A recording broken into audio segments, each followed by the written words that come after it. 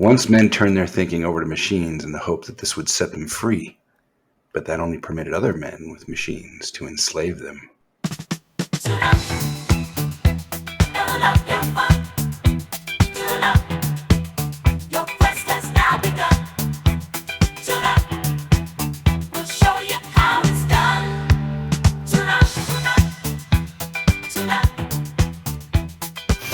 Well, Mark, interesting contraposition. Frank Herbert quote from Dune and disco. Do you care to... I was enslaved by the beat. You were enslaved by the beat. That's excellent. Wow. Well, here we are. It is another week of Tabletop Tune Up. For those who are not aware, it was RPG weekend. That's right. It was free RPG Day Saturday. And I did a couple slots at the local game store. I ran a 2-hour introduction to D&D for people that have never played, and that was a great time. And then right after that, I ran a 2-hour How to GM workshop and borrowed some of the fine things you've shared with me in this podcast, Mark. Well, I did nothing of the sort. I worked in my garden a little bit. I think I might have slept in a little bit. Well, that sounds good. I played a little Fallout. I don't think I did a whole lot else. That is a great weekend. You know, it's time for us to leave behind the serene delights of the weekend and get into the controversial topics. Mark, we don't shy away from the controversial topics here on Tabletop Tune Up. What are we talking about this week? I got somewhere I got to be. I'll catch you later. Oh, I guess you are shying away from the topics. All right, friends. Well, it looks like I'm solo today.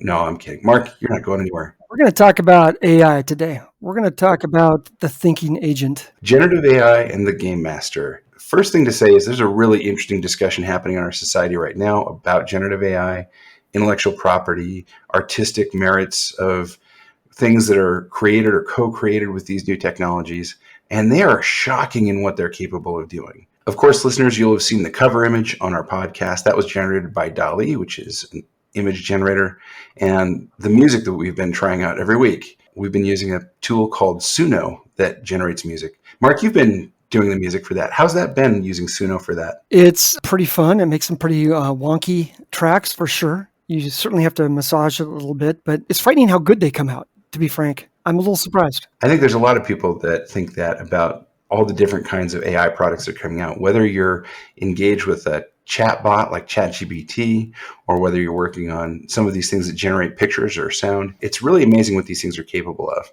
We're using Gen AI. We obviously, therefore, sort of have a position on this. Today, we're going to talk a little bit about Gen AI, but before we move on to that topic, this complex conversation we're having in our society, we're going to set it aside for today. This is not going to be a conversation about ethics. I think there's probably a great conversation to have about that, and maybe we'll set up an episode where we do that later. But the main thing driving a lot of that conversation is that people are producing paid work.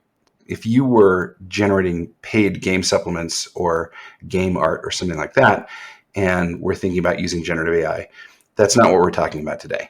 This is about you, the home GM, running a game for your friends and your use of Gen AI in that context. That's right. I mean, we're talking about a thankless job that pays no money. So, and if we ever get paid any money for this, we'll probably start actually paying real artists to help us out. Yeah, we'll have to have that discussion.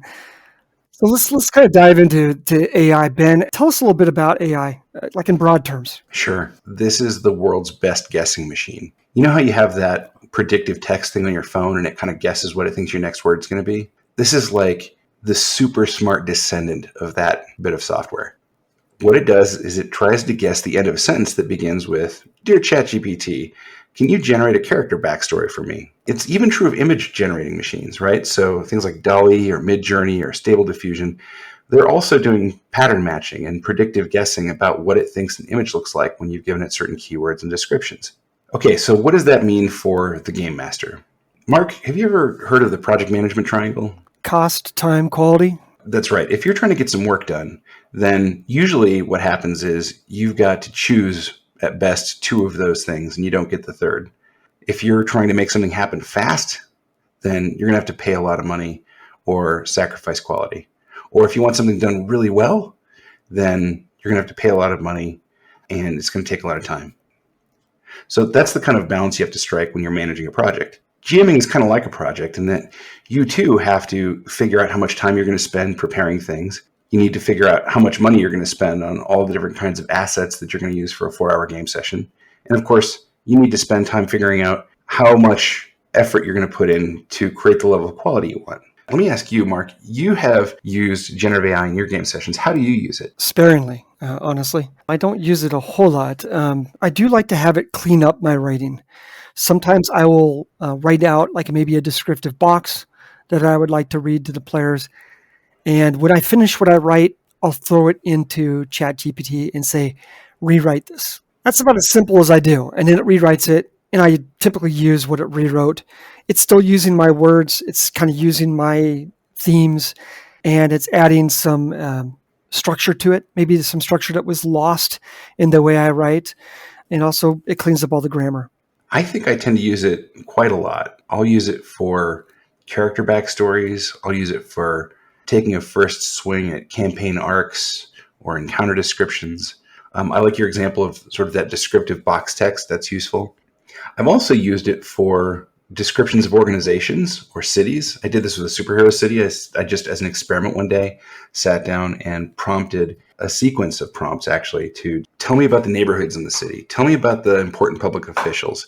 Tell me about the crime situations going on in the city. Tell me about the holidays in the city. And it created all of this stuff. So these are all examples of ways that if you're taking that project management triangle lens, this is all saving you time.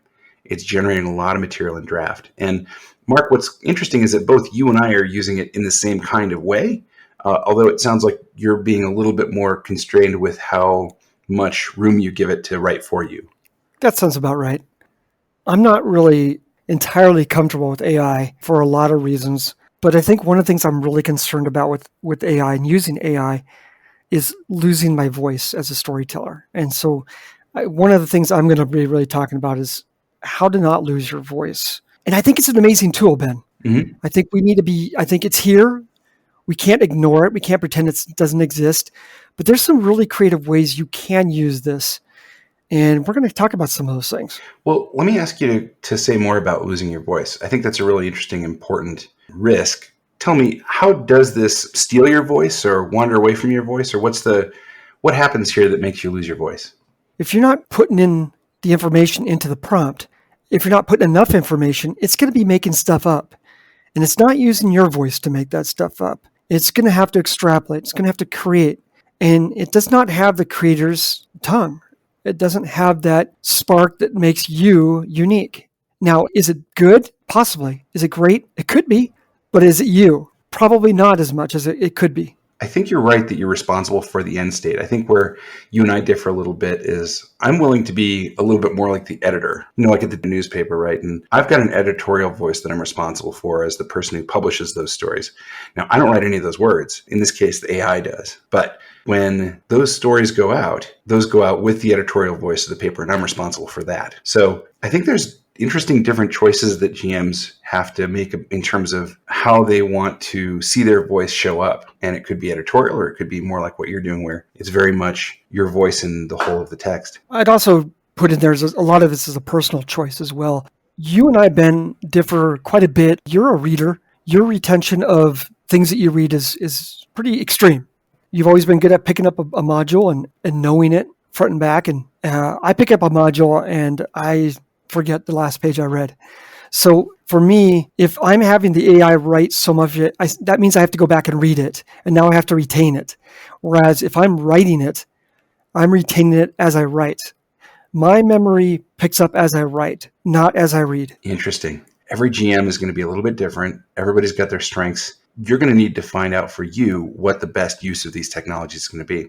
A part of that too, right? Where do you want to spend your time as a GM? You are likely to save a lot of time building things, drafting things, and so on. And what that means is that you're going to have some new choices to make in terms of, hey, do I really want to go deep myself on this? Or do I want to have certain things drafted by an AI because I don't really need to spend a lot of time on that and it feels very disposable to me. And by the way, there's also the option, go spend some time outside. Go see your wife. Go hug your mom. There's lots of things you could do. See a movie. So Ben, I'd like to ask you of an example of some AI that you've used in your game that you were surprised by how effective it was. We've talked in our episode on rituals about the intros that we write for your Western game. One of the things I've been very surprised by is the way that AI can adopt the narrative style of all kinds of different written voices. So when I said, I'd like you to write in the style of an old Western narrator recapping last week's game events. And then I basically gave it a bulleted list of those events. Then it came up with a really amazing recap in the voice of that old Western narrator. And I thought that was really kind of amazing, and I was surprised at how well it worked out. I'm going to give you a second example too, Mark. I think my favorite and most surprising use of generative AI was when I had it write you a termination letter for cause in the style of H.P. Lovecraft. Oh, yeah. We were laughing all night at that. What are some surprising examples of generative AI that you've used? I had a situation in the game where the players were going to be coming up against the big bad. And, the thing about some of the big bads is you want to make sure they have some pretty snarky, good retorts, because players are going to be throwing out the trash talk. Does that sound about accurate? Oh my gosh, if I had a nickel. When the players meet the big bad, they're going to want to trash talk a little bit. They're going to be throwing out some insults, and you can't allow your big bad to just be insulted like that. You need some pithy retorts. So I used AI to generate a whole page of pithy retorts to my players. Fantastic. When I'm running a game, I got a whole bunch of stuff to consider and think about. I can visualize it, but they don't always land. So I want some things to land. So I had it generate a whole page of pithy retorts that I could use at a whim. And I had little sections where I broke them down into types of comments. What types of insults would I envision they would throw at me? So I had them sectioned off into what types of retorts these might apply to. And I used them. And it kind of put the brakes on the retorts. Mark, you were telling me a moment ago about my strengths as a GM. Yours is trash talking players. So it was just kind of a quick and easy thing I could generate. I could generate 20 at a time, and I could pick and use the ones I wanted. What I like, too, is that these are also technologies that you don't have to take them as written. You can kind of see parts and pieces of them and adapt them to your needs. So that's another aspect of not losing your voice. Don't necessarily take the first thing it offers you or modify it, make it your own. You're the one who makes sure it's right. Now, Mark, RPG sessions, you were saying before, they're not monetized. They're very disposable kinds of things. Prior to generative AI technologies, the idea of having a theme song for a villain was pretty much impossible. But we have Suno now, right? Have you thought about what kinds of musical elements you might bring into your games now that that's possible? I think everybody had that moment where they were playing Baldur's Gate, the new Baldur's Gate game, and the villain began singing to the foes. And we were just like, wow, how come I didn't do this at my table? Yeah. Well, folks, now you can. That's an amazing encounter. Yeah, those are kind of fun things you can do with AI if that's a path you want to go down. There's all sorts of things. We're going to be getting into some weird territory coming up with AI. They've already talked about people who use AI to run single-player, self-driven role-playing games. They can play by themselves. Yeah, I seem to remember there was a keynote from Meta a while back, and they had actually introduced this idea of agents, I think they called them. These were generative AIs that had been trained to behave in specific ways, and they were given certain personas. And so, thanks, Meta, we can now have Snoop Dogg as our GM in a game. God help us all. I'm also thinking about other kind of high-value elements. What these image-generating tools have done for people that want quick disposable concept art is amazing.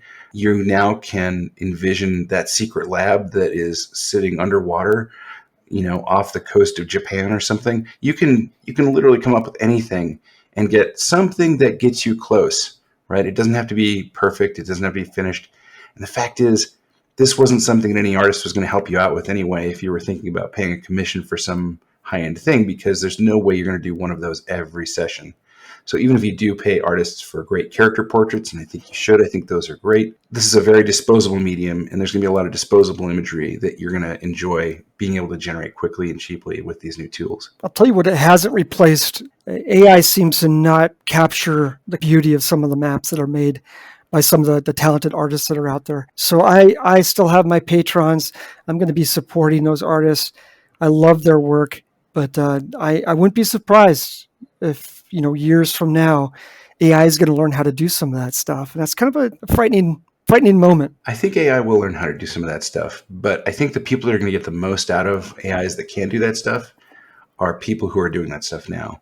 So, Mark, you've always had a better eye for art and drawing and things like that. I suspect that if you were to use an image generator, you would have a lot more clarity about what to ask it for, how to set lighting. I've seen people that know things about photography can tell these things. I'd like you to use this kind of f-stop and that kind of exposure and this kind of film.